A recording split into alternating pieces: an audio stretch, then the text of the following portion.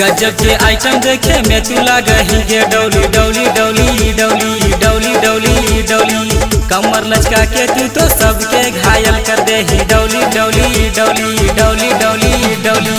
तोरा में हको बड़ी खूबिया पागल हो पीछे पूरा दुनिया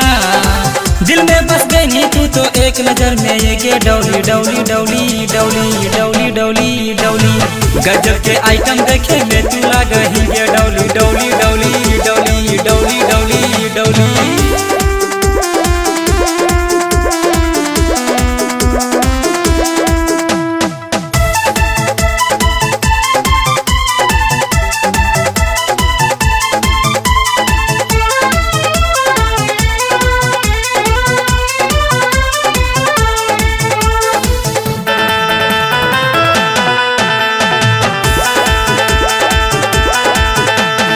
होठ गुलाबी देख के छूने के मन कर रहा है तो चढ़ल जवानी रानी हमके पागल कर रहा है।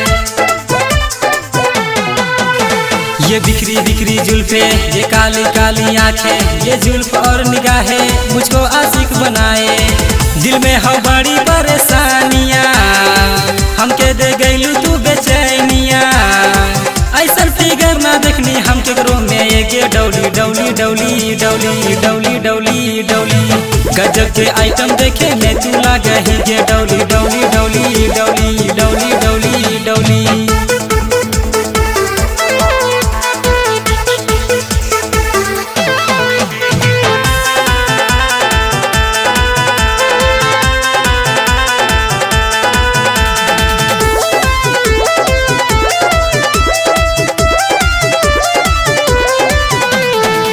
बहुत लगती हो करती हो जब तुम नखरे ये हुस्न अदा और जलवे कातिल है तेरी नजरे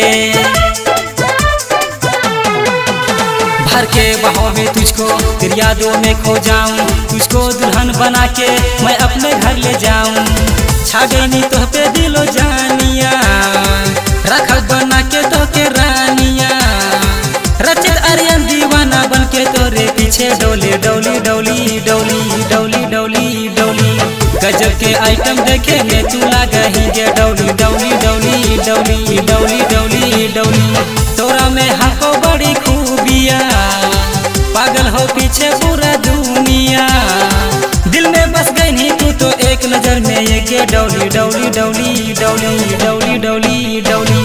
गजब के आइटम देखे में तू लागही गे डौली डौली डौली डौली डौली डौली डौली